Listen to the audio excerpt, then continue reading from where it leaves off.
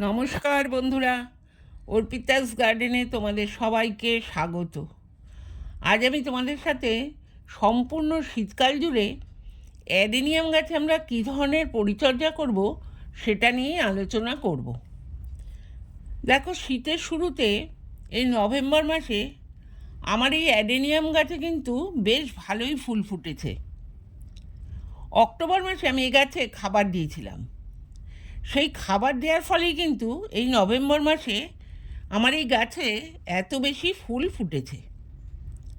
আমি অক্টোবরে খাবার দিয়েছিলাম, কিন্তু এই নভেম্বর, ডিসেম্বর এবং জানুয়ারি এই 3 মাস আমরা অ্যাডেনিয়াম গাছে আর কোনো খাবার দেব না।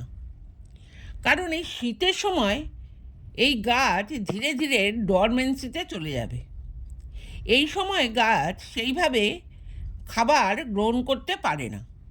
সেই জন্য শীতের 3 মাস আমরা এই গাছে কোনো রকম খাবার দেব না।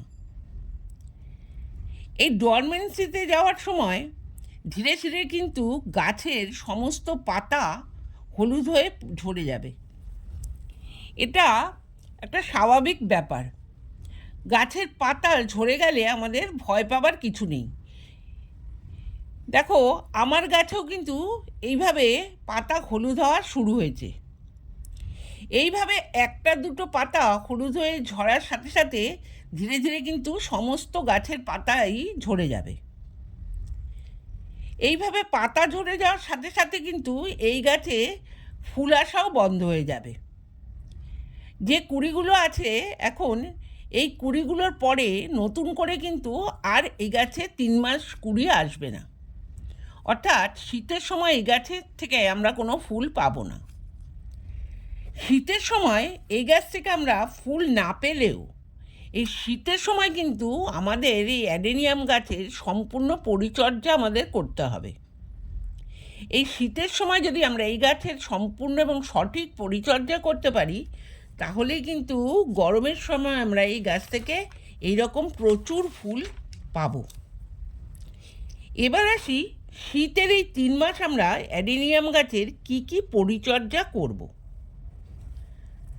দেখো, প্রথমেই বলবো, শীতের সময় এই গাছে আমরা কখন এবং কি পরিমাণ জল দেব। শীতকালে অ্যাডেনিয়াম গাছের একটি বিশেষ গুরুত্বপূর্ণ পরিচর্যাই হলো গাছের জলের ব্যবহার। এই গাছে আমরা কতটা জল দেব এবং কখন দেব, এটা কিন্তু আমাদের খুব বুঝে গাছে জল দিতে হবে। দেখো, এখানে তোমরা যে কডেক্সটা দেখছো, এর মধ্যে কিন্তু গাছের অতিরিক্ত জল এবং খাবার সঞ্চিত থাকে। শীতকালে এই গাছ যখন ডরমেন্সিতে যায়, তখন কিন্তু এই কডেক্স থেকেই গাছ তার প্রয়োজনীয় জল এবং খাবার যে চাহিদা, খাবারের যে চাহিদা সেটা পূরণ করে।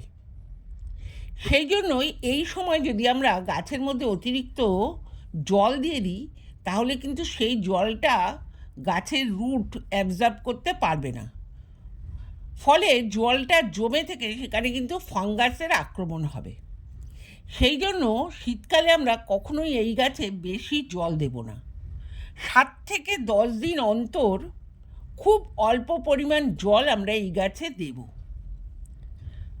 7 দিন বা 10 দিন পর আমরা যখন দেখব গাছের মাটি সম্পূর্ণ শুকিয়ে গেছে, তখন আমরা এই গাছে জল দেব। দ্বিতীয় হলো, গাছটাকে তোমরা কোথায় রাখবে। যেহেতু শীতের সময় এই ফুল গাছে কোনো ফুল ফুটবে না, তখন কিন্তু গাছটাকে আমরা ছায়াযুক্ত জায়গায় রেখে দেব না। এই শীতের সময় আমাদের ছাদ বাগানে কিন্তু নানা রকম ফুল গাছে ভর্তি থাকবে বা অনেক ফুল ফুটে থাকবে। তার মাঝে এই গাছটা কিন্তু আমাদের কোনো রকম ফুল দেবে না। সেই জন্য কিন্তু এই গাছটাকে আমরা কখনোই ছায়াযুক্ত জায়গায় রেখে দেব না। ছায়াযুক্ত জায়গায় রাখলে কিন্তু এই গাছে মিলিবাগ, মাইটস এবং ছত্রাকের আক্রমণ হবে, ফলে গাছটার কিন্তু ক্ষতি হবে। সেই জন্য আমরা এই গাছটাকে রোদে রাখব। অর্থাৎ সানলাইটে রাখবো, কারণ অ্যাডেনিয়াম গাছ কিন্তু সানলাইট পছন্দ করে। তৃতীয় হলো, শীতের সময় আমরা অ্যাডেনিয়াম গাছের কোনো কাটাই ছাঁটাই করব না বা কোনো রকম রিপোর্টিং করব না। দেখো, আমার এই গাছের কিন্তু প্রুনিং বা কাটাই ছাঁটাই করার প্রয়োজন আছে।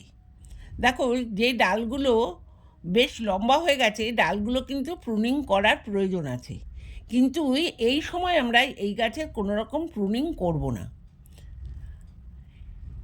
আমরা এই প্রুনিং করব ফেব্রুয়ারি মাসে। এছাড়া এই গাছের কিন্তু আমরা কোনো রকম রিপোর্টিংও করব না। দেখো, আমি যে টবের মধ্যে গাছটা লাগিয়েছিলাম, সেই টবে গাছটা কিন্তু 1 বছর ধরে বেশ বড় হয়ে গেছে। কডেক্সটা বেশ বড় হয়ে গেছে। বড় হওয়ার জন্য দেখো টবটা ফেটে গেছে চারদিক দিয়ে, এবং আমরা যে গ্যাপ রেখেছিলাম, আমরা খাবার দেওয়ার জন্য যে গ্যাপটা রাখি টবের মধ্যে, সেই গ্যাপটা কিন্তু ভর্তি হয়ে গেছে। অর্থাৎ কডেক্সটা 1 বছর ধরে কিন্তু বড় হয়েছে।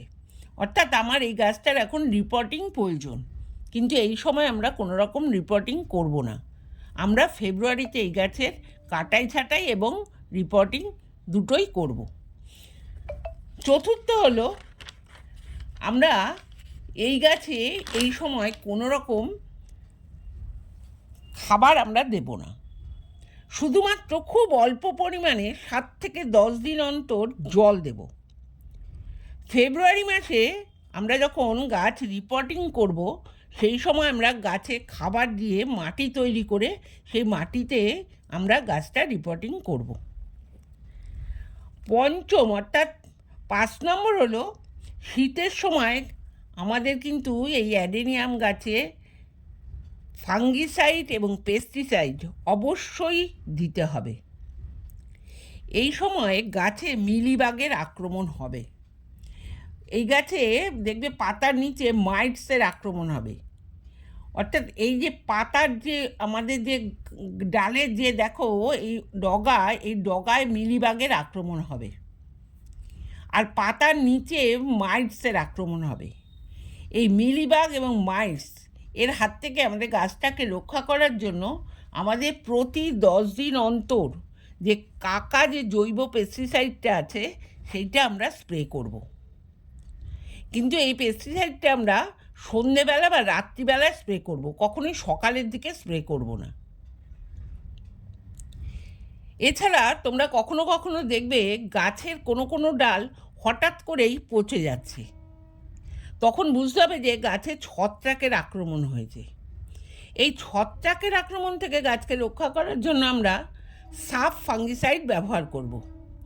1 লিটার জলে 1 চামচ সাফ নিয়ে ভালো করে মিশিয়ে আমরা গাছে ভালো করে স্প্রে করে দেব। যখন আমরা গাছে স্প্রে করব, অবশ্যই কিন্তু আমরা গাছের কডেক্সেও স্প্রে করব, তাহলে কিন্তু গাছের ছত্রাকের আক্রমণ থাকবে না। এইভাবে আমি যে 5টা পয়েন্টস বললাম, এই 5টা পয়েন্টসে তোমরা যদি সঠিকভাবে শীতকাল জুড়ে এই অ্যাডেনিয়াম গাছের পরিচর্যা করতে পারো, তাহলে কিন্তু গরমকালে তোমরাও এই অ্যাডেনিয়াম গাছ থেকে এরকম প্রচুর ফুল পাবে। এটাই ছিল আমার আজকের ভিডিও। আমার ভিডিওটা যদি তোমাদের ভালো লেগে থাকে, তাহলে অবশ্যই কিন্তু একটা লাইক এবং কমেন্ট এবং শেয়ার করে দিও। আর তুমি যদি আমার চ্যানেলে নতুন হয়ে থাকো, তাহলে অবশ্যই চ্যানেলটা সাবস্ক্রাইব করে আমার পাশে থেকো। তোমরা সবাই ভালো থেকো, সুস্থ থেকো।